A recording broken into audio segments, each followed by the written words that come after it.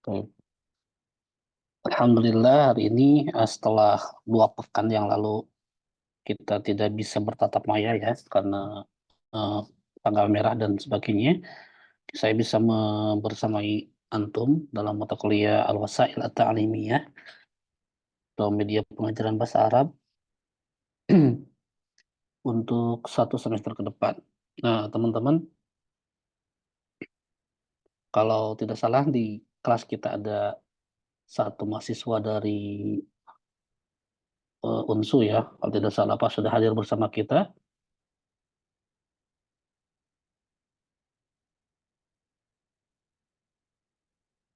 Nabila, ada kabar nggak? Dapat kabar nggak kalau kita ada mahasiswa MBKM?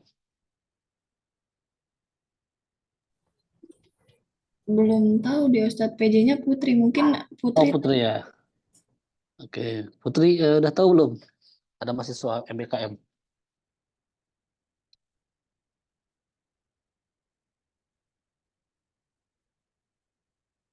Kemarin ada yang menghubungi saya, terus Iya, Ustaz. ada ya? Ada Ustaz. Oh, udah ada ya. Oke, kalau sudah ada tidak apa-apa. Jadi nanti mohon diikut sertakan saja, diinformasikan terkait dengan perkuliahan kita. Khawatirnya yang bersangkutan tidak tahu begitu ya. Baik, siapa namanya ya? Lupa saya Putri. Namanya Ramadan, Ustaz. Ramadan. Oke, tampaknya belum hadir ya. Baik, jadi ada salah satu mahasiswa dari Universitas Sumatera Utara ya, teman-teman yang ambil mata kuliah bersama kita di sini. Jadi nanti mudah-mudahan yang bersangkutan mendapatkan kesan yang baik untuk perkuliahan kita selama 1 semester ke depan.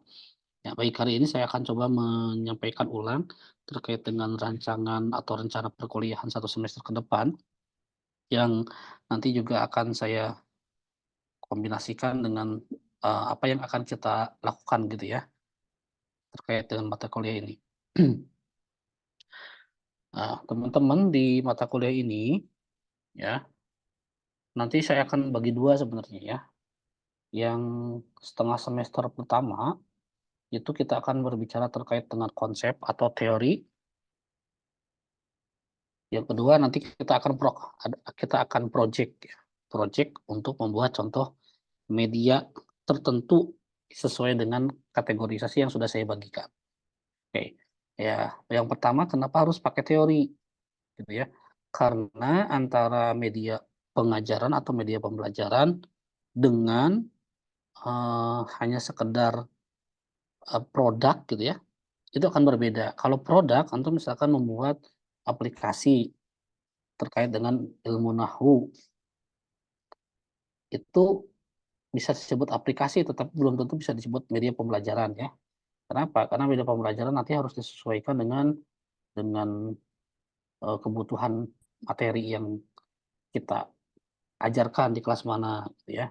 Kemudian harus ada pertimbangan memilih karakter gambarnya, warnanya, begitu ya. Kemudian ada kebutuhannya adalah media yang bersifat visual, misalkan ada karakteristik siswa atau mahasiswa yang dipertimbangkan, sehingga nanti secara teori itu masih harus diperhatikan. Oke. Nah, kalau tidak salah di kelompok di grup WA juga sudah oleh PJ sudah dibagi-bagi kelompok gitu ya dengan pembahasan masing-masing. Terima kasih. Nah, itu kita akan mulai dari teori dulu untuk setengah semester ini. Ya, dimulai dari konsep media, kemudian nanti karakter, ya dan lain-lain. Itu teori lah ya.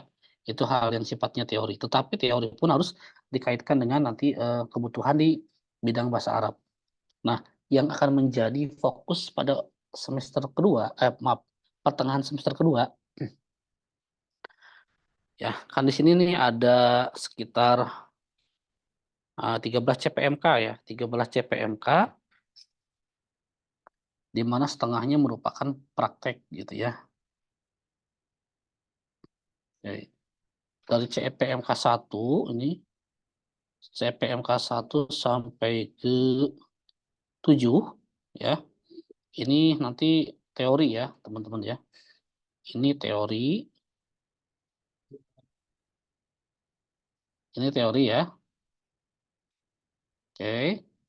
Nanti kemudian di pertemuan 8 biasanya itu akan ada UTS dulu atau penugasan tengah semester. Nah, baru kemudian teman-teman setelah mendapatkan gambaran teori terkait dengan pengembangan media, teman-teman akan mendapatkan proyek masing-masing untuk mengembangkan sebuah media atau membuat sebuah media pembelajaran ya, bahasa Arab tentu saja dengan karakteristik ini. Ya, misalkan pada poin 8 CP48 medianya berbasis audio saja gitu ya. Nanti misalkan teman-teman akan membuat podcast gitu ya. Podcast atau mungkin teman-teman hanya akan membuat rekaman saja, silakan ya. Atau kan sekarang sedang musim ya, teman-teman audiobooks ya. Audiobooks ya. Eh, kalau teman-teman itu suka nulis di visual novel gitu ya. Ya kebetulan istri saya itu suka nulis di visual novel. Jadi bukunya itu bisa di audiobookkan gitu ya. Jadi yang diperdengarkan adalah narasi buku gitu ya. Itu bisa juga gitu ya. Kemudian nanti ada antum harus membuat pengembangan media berbasis video. Nah, kalau video sudah biasa ya. Nanti misalkan boleh membuat video pendek, boleh membuat dokumenter gitu ya. Pokoknya basisnya video lah ya. Buat film atau apapun itu gitu ya, yang sifatnya video itu silakan. Kemudian nanti ada modul elektronik. Modul elektronik itu boleh nanti menggunakan semacam flipbook ya, flipbook. Kemudian boleh menggunakan e-book ya, e-book yang interaktif di dalamnya itu misalkan keluar video gitu ya dan lain sebagainya. Nah, kemudian nanti ada animasi. Animasi ini banyak sekali lah ya. Ada yang biasa pakai apa namanya? Octagon ya dan lain-lain. Banyak sekali kalau untuk animasi ini ya. Nah, kemudian nanti ada gamifikasi. Gamifikasi itu yang biasa teman-teman eh, kerjakan seperti Kahoot, Quizzes, ya, Edu Puzzle dan banyak sekali lah pokoknya ya. Nah, ini yang terakhir yang agak memang berat adalah medianya dalam bentuk web ya. Mungkin teman-teman nanti bisa membuatnya pakai WordPress gitu ya. WordPress atau mungkin misalkan yang sederhana pakai Google Site gitu ya. Ini silahkan nanti sesuai dengan kelompok masing-masing membuat proyeknya itu disesuaikan ya. Tetapi nanti dalam membuatnya kita harus pakai rules ya, pakai aturan-aturan, ada uji kelayakannya. Makanya nanti di bagian nomor 8 ini, Avandi nomor 7 ini ya, antum akan mendiskusikan dulu terkait dengan bagaimana cara mengembangkan sebuah media. Ya, model siapa yang bisa digunakan? Misalkan model Edi kah? Pog Engal kah? Atau Asure kah? Ini banyak sekali nanti. Nah, kemudian kalau pakai Edi ada berapa langkah? Ada 5 langkah, maka ini yang digunakan. Pog Engal ada 10 langkah, ini yang digunakan. Asure ada 7 langkah, ini yang digunakan. Kita diskusikan ini dulu ya, secara teori, kemudian nanti baru kita yang poin 8 sampai 13 kita akan mulai praktek membuat project. Afwan Putri, kemarin pembagian kelompok sampai berapa kelompok jadinya? Jadinya ada 6, Ustadz. 6, nggak apa-apa. Nah kan yang satu kan hari ini dianggap tidak ada ya karena saya yang presentasi. Berarti nanti itu kan yang 6 kelompok itu baru sampai ke teori ya, betul ya. Nah nanti supaya adil, supaya adil untuk yang project ya, untuk project yang membuat media itu diundi saja, jangan ditunjuk karena nanti takutnya ada yang keberatan ya. Kalau sudah diundi, siapa kebagian apa ya harus diterima gitu ya. Kalau saya tentukan berdasarkan urutan tadi, satu misalkan ketika teori membahas fungsi, berarti nanti ketika medianya dia membahas tentang pengembangan berbasis audio. Itu kan mungkin ada orang yang keberatan ketika membuat yang berat, ya. Jadi diundi nanti setelah selesai itu, gitu. Nah, nanti kedua-duanya, baik teori maupun praktek itu sama-sama presentasi. Hanya saja bedanya, kalau yang teori ya presentasi seperti biasa lah, lazimnya ya. Antum presentasi pakai PowerPoint, boleh kalau ada misalkan ada kuisnya silakan. Kalau yang praktek itu antum mempromosikan atau mempresentasikan produk yang sudah dibuat ya, produk prototipe yang sudah dibuat.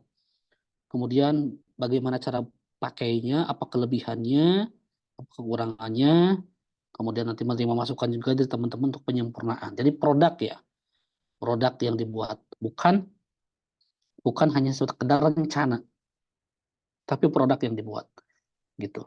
Nah, oleh karena itu boleh saja nanti ya Putri setelah ini langsung dibagi saja ya kelompok siapa mendapatkan apa untuk proyeknya ya, untuk proyeknya supaya ada waktu untuk menyiapkannya lebih panjang gitu. Karena orang yang akan membuat nanti animasi, kemudian apa namanya modul elektronik itu perlu waktu yang lumayan panjang, gitu ya. Effortnya cukup besar situ. Oke, itu ya teman-teman terkait dengan pembagian teori dan praktek untuk mata kuliah ini. Ya, kita bagi berdasarkan setengah semester pertama dan kedua. Oke, kemudian untuk kelulusan mata kuliah ini, pada dasarnya nanti teman-teman setelah teman-teman memenuhi kehadiran minimal 80%, kemudian penugasan dan praktek project itu, pembuatan project itu juga dikerjakan, tentu saja tidak akan sulit untuk memperoleh kelulusan di mata kuliah ini ya, tidak akan sulit. Nah, yang biasanya terjadi adalah banyak mahasiswa yang tidak lulus karena tidak mengumpulkan project akhir. Di mana project akhir itu biasanya bobot penilaiannya sangat besar sehingga sangat mempengaruhi nilai akhirnya gitu ya. Jadi mau diperhatikan nih untuk project ya. Jangan dianggap sepele karena itu yang akan menentukan. Kemudian ketika nanti membuat project pun ya semua orang itu harus terlibat aktif karena ketua kelompok berhak melaporkan siapa yang tidak aktif dan dianggap tidak mengerjakan. Misalkan dalam kelompok 5 ada 4 orang, 2 orang tidak ada kontribusi sama sekali, maka ketua kelompoknya boleh mengadukan ke saya dan saya menganggap 2 anggota itu kemudian dia tidak mengumpulkan sehingga dia tidak lulus. Gitu ya, supaya nanti ada rasa keadilan untuk memperoleh nilainya. Oke, baik. Nah, itu ya terkait dengan sistem perkuliahan kita dan apa yang akan kita lakukan selama 1 semester. Ada pertanyaan dulu sampai di sini? Afwan Ustadz, yang kelompok tadi berarti beda ya? Yang sebelum UTS sama sesudah UTS. Oke. Kalau kelompoknya boleh sama, ya, boleh sama, silakan tidak apa-apa. Kalau memang mau sama, hanya nanti langsung diundi saja. Maksudnya begini, yang kelompok yang kebagian pertama untuk presentasi teori minggu depan tidak otomatis dia memperoleh project yang pertama juga gitu, ya. Bisa jadi yang akhir gitu, tergantung hasil undian. Jadi tidak berdasarkan urutan dia presentasi proyek teori, tidak. Jadi kelompok boleh sama ya, Putri. Tapi nanti maksud saya langsung saja diundi sekarang gitu. Sudah bagi 6 kan? Oke, kalau biar adil sekarang gini ya. Biar adil, biar terbuka semuanya. Semuanya ada 6 kelompok ya.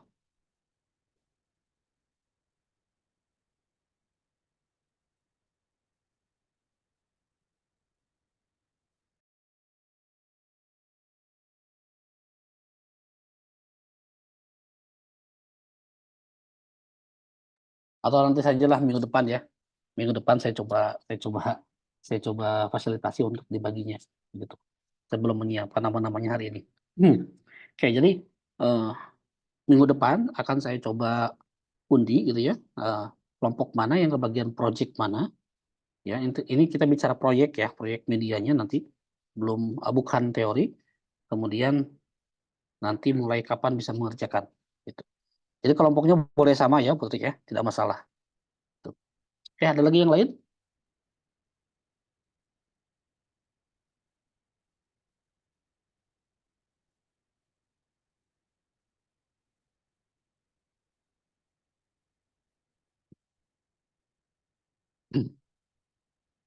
Baik, kalau tidak ada, saya ingin mengawali sedikit ya perkuliahan ini dengan menampilkan sebuah data ya, teman-teman. Saya coba tampilkan sebuah data.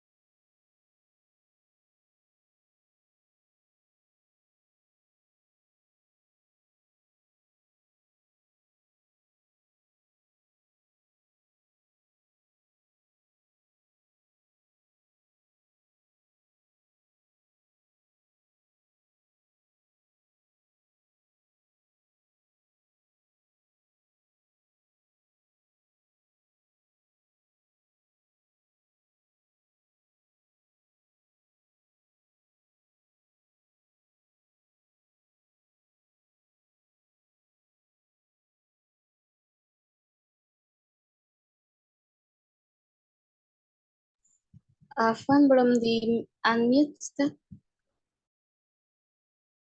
Oh, maaf, maaf, maaf. Saya pikir ini yang otomatis ya. Apaan? Oke, saya ulangi. Jadi berdasarkan web scraping yang saya lakukan pada data skripsi PBA di kita ya, 2 tahun terakhir, ini jumlah persentase kakak kelas antum yang mengambil skripsi tentang media pembelajaran itu sangat besar, yaitu sekitar 56%.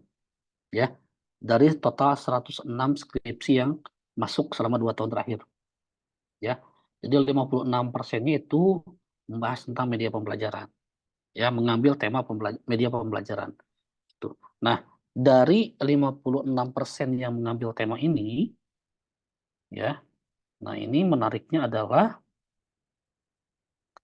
jadi dari 56 yang mengambil tema media pembelajaran itu, nah ini teman-teman, ya, 83%-nya, ya, dia mengambil tema pengembangan media. Ya, 83%-nya mengambil pengembangan media pembelajaran. Ya, jadi selama 2 tahun terakhir ini, banyak sekali kakak kelas antum yang mengambil tema pengembangan media pembelajaran, yang membuat media pembelajaran, baik dia fisik maupun yang digital, gitu ya.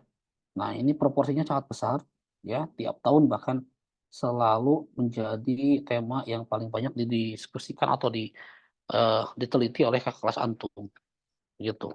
Nah, sehingga dari fenomena ini, gitu ya, kami dari tim dosen perlu rasanya untuk memperkuat ya konsep pengembangan media pembelajaran itu sendiri. Jadi apa saja yang harus dilakukan ketika pengembangan, model siapa yang akan bisa digunakan, gitu ya, dan bagaimana cara langkah-langkah pengembangan yang sesuai dengan kaidah-kaidah pada media pembelajaran. Makanya nanti antum dikasih dulu teorinya, ya, setengah semester pertama ini. Kemudian di setengah semester kedua baru mempraktekkan pengembangan medianya berdasarkan tema tadi. Gitu. Nah, ini tidak lepas berangkat dari ini ya, dari fakta di lapangan bahwa memang mayoritas mahasiswa di kita di PBA UNJ masih mengambil tema pengembangan media ini sebagai tema ya, sekitar 83% mengambil tema pengembangan media. Oke. Jadi mata kuliah ini salah satu mata kuliah yang memang menjadi apa ya, menjadi pijakan utama ketika nanti akan skripsi mengambil tema ini. Gitu ya, teman-teman. Oke. Nah, tetapi meskipun ini angkanya besar ya, sampai 83%-nya pengembangan, tidak semua mahasiswa itu benar-benar memahami pengembangan itu sendiri. Karena orientasi awalnya adalah hanya ingin membuat suatu produk, gitu ya, yang sesuai dengan selera dia, tetapi bukan berdasarkan kebutuhan. Nah, oleh karena itu sekarang kita akan dibalik nanti, bahwa media yang dibuat itu sesuai dengan kebutuhan di lapangan, bukan sesuai dengan selera si pembuat, gitu ya, bukan sesuai dengan selera si pembuat. Gitu. Oleh karena itu nanti kita akan eh, arahkan antum ketika membuat atau mengembangkan media itu, pastikan langkah-langkah yang digunakan itu mengacu pada langkah-langkah yang diberikan nanti. Gitu. Oke. Nah, sekarang saya ingin bertanya ya. Ini silakan saja yang menjawab siapa. Eh, menurut antum, media pengajaran atau media pembelajaran itu apa?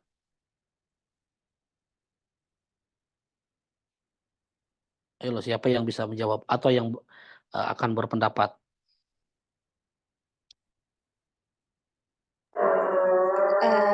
Wadah kita untuk menuangkan materi pembelajaran, Ustaz. Oke, wadah untuk menuangkan materi pembelajaran. Terima kasih Putri ya. Yang lain, silakan.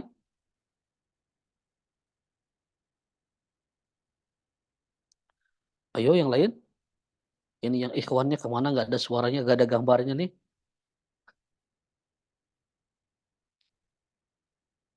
Ini Ustaz, pembantu kita dalam mengajar Ustaz. Alat bantu untuk mengajar. Taib, Ya, syukran, jadi kok. Supaya adil harus ada penengah satu lagi. Siapa? Anda Ustaz, Nah, benar. Rizka. media itu menurut saya itu sebuah alat ya. Kalau ditanya Hmm, media pengajaran itu alat untuk menyampaikan suatu pelajaran sehingga pelajaran itu jadi lebih mudah dimengerti. Oke. Alat ya untuk lebih memudahkan memahami materi yang disampaikan. Oke, baik. Ini sebenarnya nanti akan ketemu semua ya di presentasi mulai minggu depan. Mulai minggu depan kita presentasi ya, Putri ya. Sesuai dengan yang dibagikan kelompok kemarin itu. Nah, jadi saya akan coba elaborasi ya. Ini saya coba kasih dulu deh. Ya, saya lihat tadi ada eh, file presentasi yang cukup menarik. Oke, saya nggak mengambil dari orang lain ya ini ya, mengambil dari yang lain. Oke.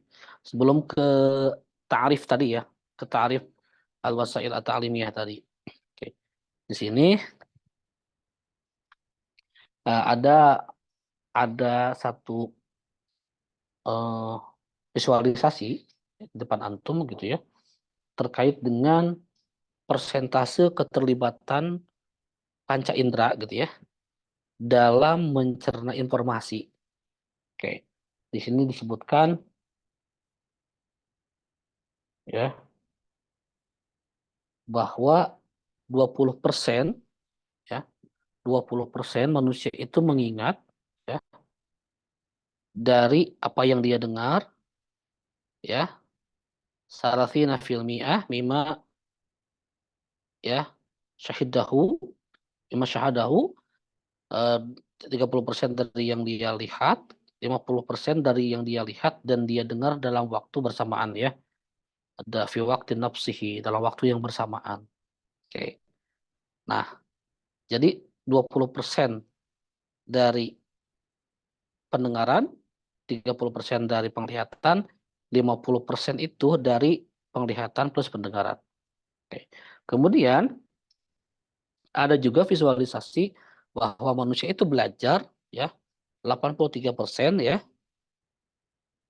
salah wastamanina fil mi'ah antariki hasah ya, hasatil basar, melalui indera penglihatan, dan 11% melalui indera pendengaran.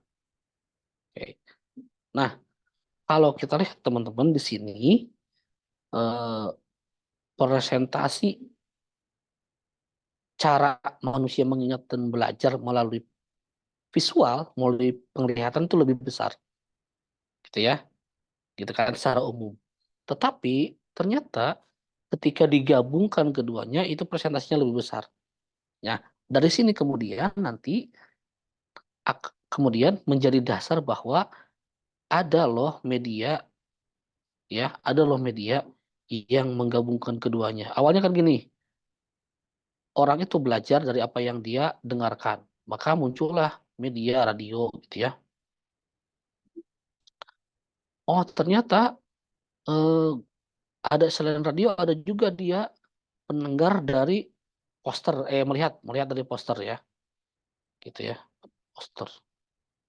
Nah, ternyata fungsi radio dan poster, visual dan audio ini dia terangkum dalam yang namanya alat televisi. Sehingga TV itu lebih efektif daripada radio dan poster.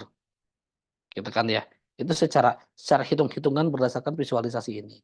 Tetapi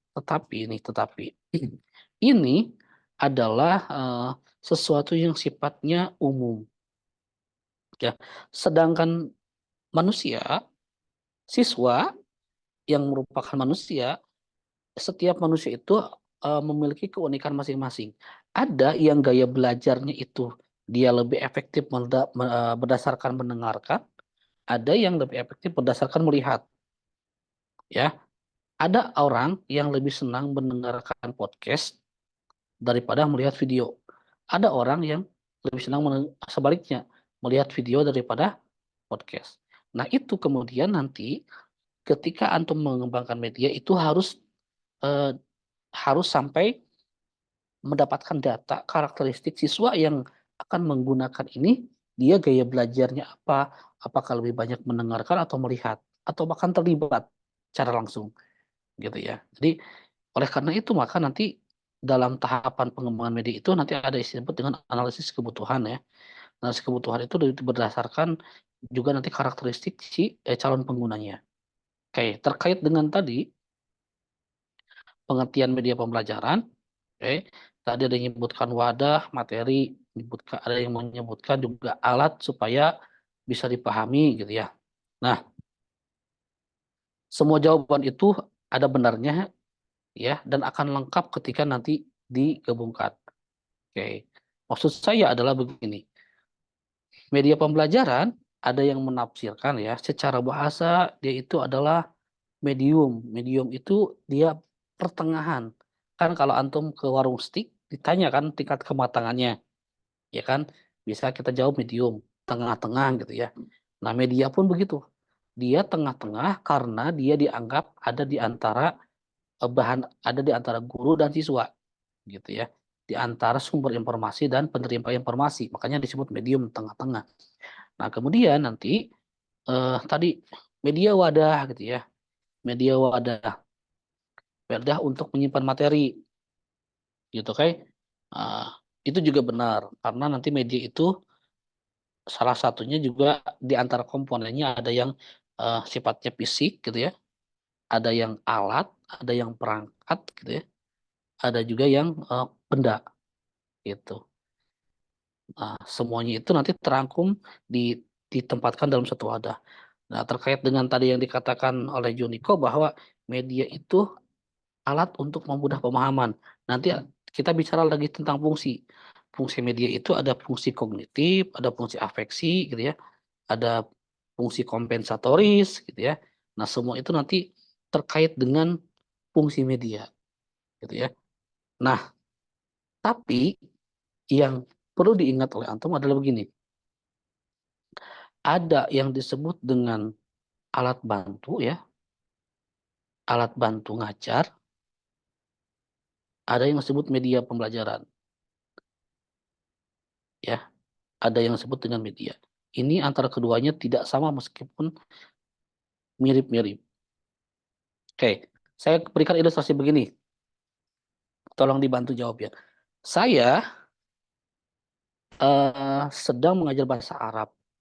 Di salah satu sesi itu ada tentang pengenalan mufradat, tentang misalkan al-hayawanat gitu ya. Saya kemudian menyiapkan beberapa gambar binatang untuk diperlihatkan ke siswa. Kira-kira itu alat bantu atau media pembelajaran?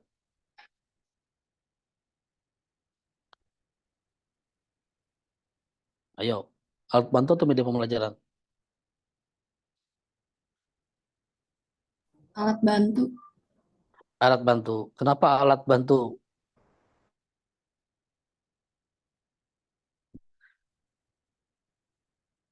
Kenapa alat bantu? Karena kalau setahu saya kalau media pembelajaran itu kayak buku, terus apa ya, PowerPoint gitu-gitu. Jadi saya jawabnya alat bantu mengajar. Oh, buku ya, buku, PPT. Oke, oke. Satu lagi jawaban. Siapa yang mau jawab? Itu alat bantu atau media? Tadi ya, gambar hewan-hewan itu terkait dengan produk. Saya biasanya suka milih yang off-cam. Saya lihat dulu yang off-camnya. Gitu ya. Yang off-cam siapa aja nih?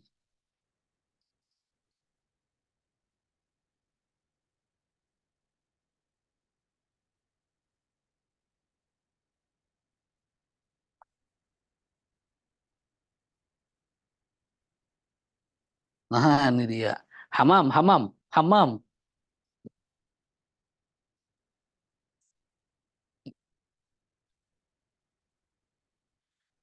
Hamam, ada Abdullah Hamam. Putri, Putri yang off-cam dan saya panggil tidak nyaut berarti dia dianggap tidak hadir ya. Karena yang hadir itu hanya profil Zoom-nya saja, orangnya tidak ada. Oke. Coba deh, Lutfiah. Tadi yang kalau saya dalam satu sesi ada materi mufrodat, saya siapkan beberapa gambar tentang nama-nama hewan dalam bahasa Arab gitu ya. Itu alat bantu atau media? Media pembelajaran. Media. Oke, media. Kenapa media? Kira-kira Kayaknya aja dulu. Kira-kira kayaknya aja dulu. kalau alat itu kayak proyektor, papan Oke, tulis. proyektor. Oke, ini menarik lagi. Menarik ya. Oke, oke. Alat bantu proyektor ya. Oke, baik. Nanti ini ada hal yang berbeda ya. Baik, terima kasih ya. Tadi Lutfiah dan Nabila sudah memberikan jawaban.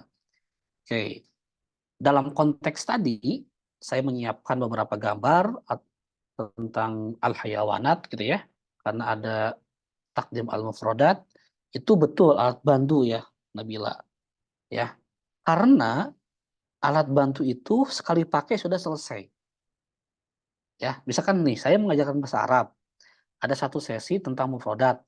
Ketika saya sudah misalkan saya menyebutkan dajjaj, ada gambar ayamnya. Ketika sudah selesai, pembelajaran bahasa Arabnya selesai belum?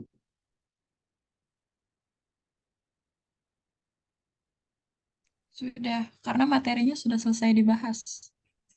Apakah materi bahasa Arab satu pertemuan itu sudah selesai? Ketika saya tunjukkan, oh ada mufradat tentang misalkan apa ya, tentang ya tadi ya, feel gitu ya, ada gambar gajahnya. Iya, produknya selesai, tapi materinya sudah selesai belum? Belum. Belum, kan? Betul, belum. Nah, tapi kalau misalkan begini, saya menyiapkan PowerPoint. Nah, PowerPoint-nya sudah ada tulisan syukron atau terima kasih. Kira-kira materinya sudah selesai belum? Sudah. Sudah. Ya. Nah, jadi bedanya alat bantu dengan media adalah alat bantu itu ketika dia tidak ada pun pembelajaran masih bisa berlangsung, ya. Materi masih bisa berlangsung. Misalkan gini, saya akan mengajarkanmu produk tentang al-hayawanat gitu ya. Tapi saya tidak punya gambarnya. Mungkin saya bisa ganti dengan misalkan apa namanya dengan padanan kata dalam bahasa Indonesia gitu ya. Atau misalkan saya gambar sendiri atau saya berikan kisi-kisi ya ismu surah fil Quran misalkan begitu ya. Tapi kalau media pembelajaran, kalau tidak ada dia, maka materi itu sulit untuk tersampaikan. Ya, saya mau mengajar, misalkan saya mau mengajarkan tentang at-ta'aruf, gitu ya. Kemudian bahan bahan presentasinya tidak ada, gitu.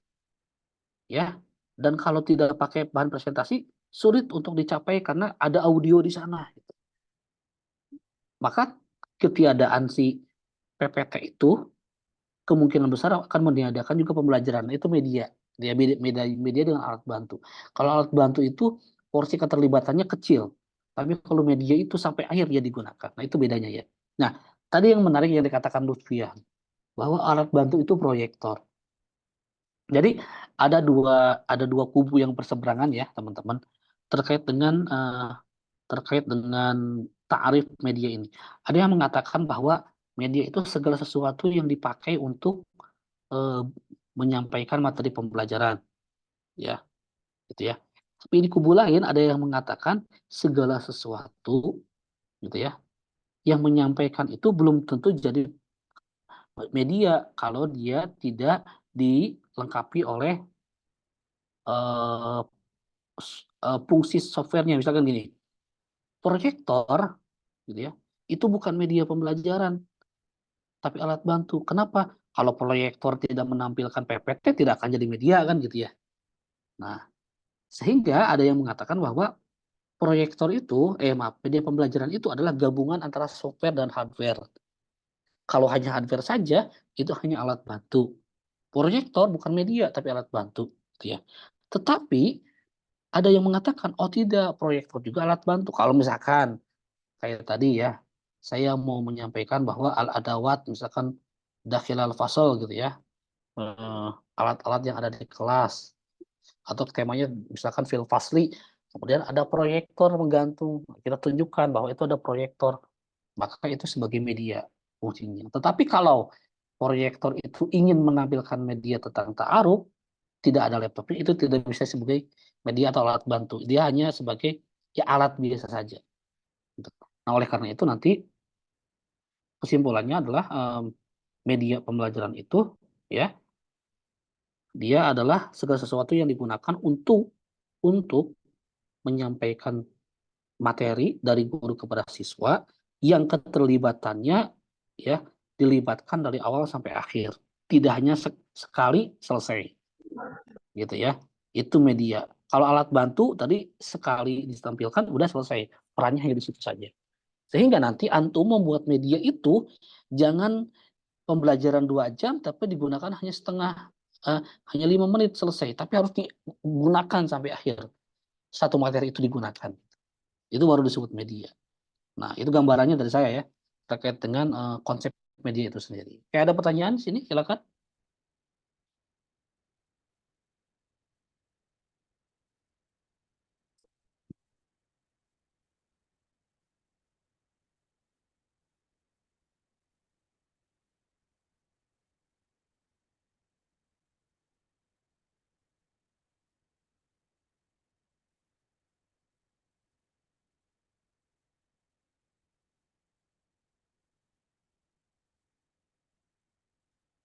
Oke, baik. Kalau tidak ada, jadi minggu depan kita mulai presentasi ini ya, teman-teman. Mulai presentasi teori, kemudian nanti mau disiapkan sesuai dengan bahan yang akan disampaikan. Baik, kalau tidak ada pertanyaan, silakan diambil screenshotnya oleh PJ, ya. Tidak apa-apa yang off cam diambil saja. Jadi saya tahu nanti siapa yang off cam tiap pertemuan gitu.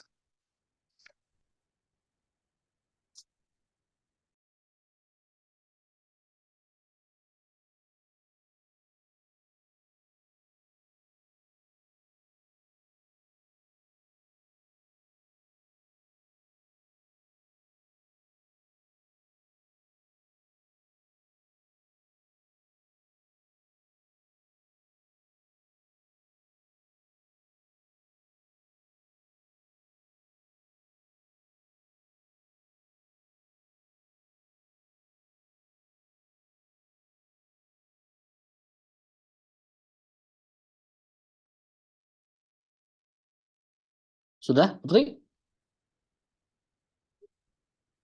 Sudah, Ustaz. Oke, baik, syukron. Baik, teman-teman, itu saja awal perkuliahan dari saya. Jadi silakan nanti mulai minggu depan antum menampilkan atau mempresentasikan materi yang sudah dibagikan ya oleh PJ sampai setengah semester pertama. Nanti setelah itu baru kita akan dibagikan minggu depan ya. Minggu depan saya akan fasilitasi untuk membagikan siapa yang kebagian apa proyeknya supaya disiapkan dari sekarang gitu. Baik, kalau tidak ada pertanyaan, mohon nanti dibantu ya mengisi format 0506-nya Putri sampai 16 pertemuan ke depan.